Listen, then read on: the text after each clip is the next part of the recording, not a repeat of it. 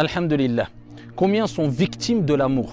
Alors l'amour, il faut savoir que c'est une chose noble, une belle chose. Et Dieu a créé l'être humain, entre autres aussi, pour aimer. Parce que le cœur aime aimer. Et le cœur a besoin d'aimer. L'être humain a besoin d'aimer. Pourquoi? Parce qu'une vie sans amour, eh bien on le sait toutes et tous, c'est une vie amère. Par contre, quel type d'amour? Comment aimer?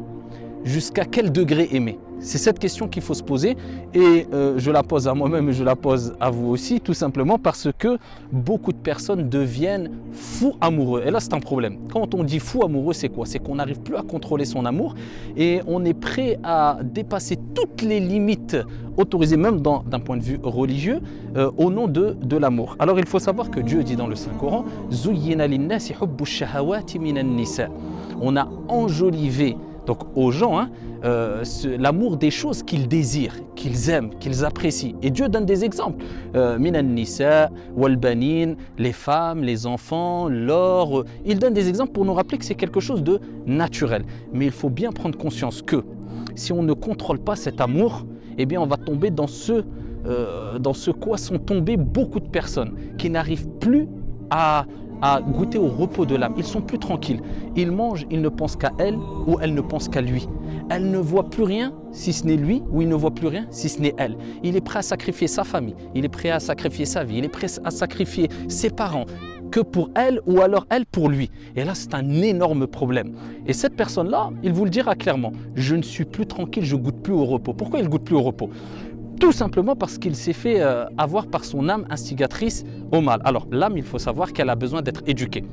Et pour éduquer une âme, eh bien, il faut fournir beaucoup d'efforts. Ça va être très difficile, on va ressentir beaucoup de pénibilité, mais le résultat est sucré. Celui qui se laisse emporter par son âme instigatrice au mal, eh bien ça sera facile. Par contre, il va goûter à des fruits très amers. Je vous donne un exemple. La personne qui voyage, alors c'est sûr et certain que plus le voyage est difficile, plus le voyage est accompagné de difficultés, de pénibilité, et plus le repos est appréciable. Une personne qui voyage pendant une journée, eh bien, ne goûtera pas ou n'appréciera pas le repos comme la personne qui a voyagé pendant 2 semaines. Plus tu as goûté à un voyage difficile et tu as goûté à la pénibilité, et plus le repos va être apprécié parce que tu as fourni beaucoup d'efforts. C'est la même chose pour l'âme. Plus tu vas goûter à de la difficulté pour l'éduquer, plus ça va être difficile pour toi, plus tu vas fournir des efforts, des sacrifices, tu vas combattre ton âme instigatrice au mal, et plus tu vas apprécier ici ces fruits qui seront sucrés, ou dit si tu veux le repos de l'âme. Et ça n'a pas de prix, le repos de l'âme. Donc la première des choses à savoir, c'est que ici on sait toutes et tous quand on dépasse les limites ou pas. Quelquefois on sait très bien, on est amoureux, mais tu te dis là j'exagère, je sais, mais je n'ai... Eh bien à ce moment-là, c'est là où le combat va commencer. Et le prophète alayhi salam a dit Al-mujahidu man jahada nafsah. Le combattant, le réel combattant, c'est celui qui combat son âme. C'est difficile, mais tu sais que le résultat, c'est pour ton bien. Et ça t'apportera que du mal, le fait de suivre ton âme instigatrice au mal et de faire devancer tes passions sur la raison. Ça, c'est la première des choses. Deuxième des choses, il faut savoir qu'il faut couper court. Il y a des moments où il faut couper court. Si tu sais que c'est un amour éperdu, c'est un amour qui n'a pas de limite, essaye de couper court. Pourquoi? Parce que tu vas devenir esclave de cet amour-là et tu n'arriveras plus à dompter cet amour-là. Tu le sais très bien. Donc à ce moment-là, il faut faire tout pour couper court. C'est difficile. Alors cesser la relation. Alors là, je ne parle pas d'un amour contrôlé. Je ne parle pas du fait d'aimer d'une manière licite, d'une manière dans un cadre très sain. Je parle de ceux qui sont devenus, comme on dit, aveugles à cause de l'amour. Ils ne voient plus rien, ils ne veulent plus raisonner. Ceux-là, ils doivent couper court. C'est dur, c'est un combat. Mais comme j'ai dit, plus les efforts sont difficiles et plus le résultat sera appréciable parce que ça va te permettre de goûter au repos de l'âme. Parmi les choses aussi à faire, et c'est parmi les plus grands des remèdes, pour ceux qui disent « je suis fou amoureux, comment dois-je faire ?» Eh bien, c'est de faire ad-du'a. Pourquoi? Parce que l'amour, c'est un sentiment qui est dans le cœur. Et le prophète alayhi salam répétait souvent l'invocation « Ya muqallib al-qulub, thabbit qalbi ala dinik » toi qui retourne les cœurs, et le cœur a été appelé al-qalb li'annahu yataqallab, car il se retourne. Toi qui retourne les cœurs, affermis mon cœur sur ta religion.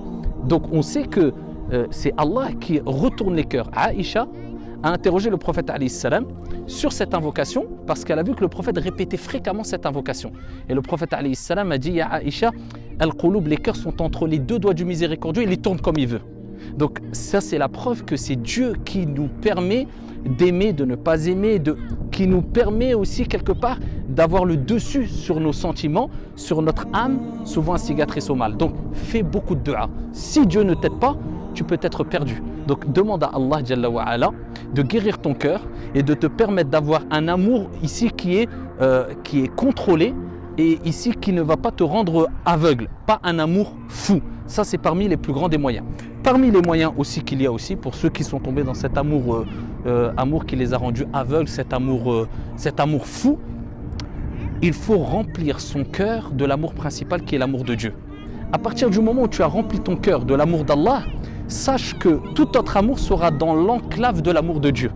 Donc c'est-à-dire qu'il ne pourra pas sortir de cette enclave-là, il est quelque part encerclé. Donc tu pourras aimer tes parents, ton épouse, l'époux, des gens, les êtres humains, mais il y aura une limite. C'est-à-dire que ici il y aura un cadre et ce cadre-là sera Hubbullah, Mahabbatullah, l'amour d'Allah subhanahu wa ta'ala. Et pour cela, pour remplir son cœur de l'amour d'Allah azza wa jal, eh bien, il faut apprendre à connaître ton Seigneur à travers ses noms et ses attributs, méditer quant à tous les bienfaits que Dieu t'a et ne cesse de te donner chaque jour. Quand toi tu lui tournes le dos, eh bien Dieu continue à t'aider. Qui le fera parmi les êtres humains? Quand tu as fait ce travail sur toi, eh bien tu vas commencer à décoller. Comme un avion décolle, tu vas te rapprocher de Dieu. Plus tu vas décoller, plus tu vas monter en altitude, te rapprocher de Dieu, et plus tu vas te déconnecter de tout l'amour de ce bas monde et ce qu'il contient comme amour éphémère et qui peut être autorisé. Mais c'est-à-dire que ton cœur sera ici plus en relation avec l'amour de Dieu et il sera plus proche de Dieu que de toutes les autres créatures qui peuvent exister sur la surface de la terre. Donc, alhamdoulilah, tu n'auras pas un amour ici concernant ta relation avec les êtres humains qui va dépasser l'amour que tu as et que tu portes envers Dieu.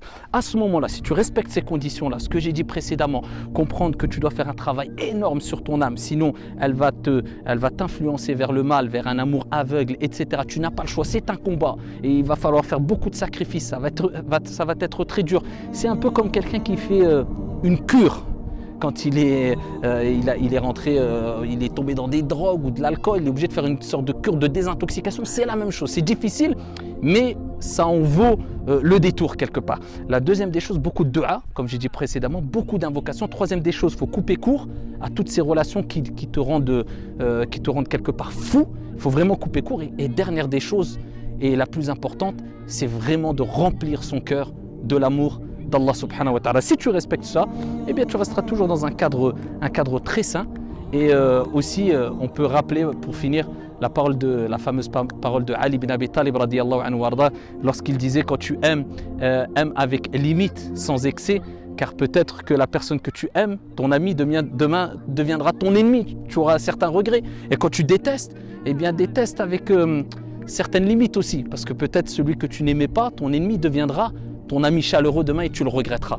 Toujours avoir des limites et que Dieu remplisse notre cœur d'un amour sain vis-à-vis des créatures, des êtres humains et un amour très fort et sans limite vis-à-vis de notre Seigneur. Wallahu a'lam.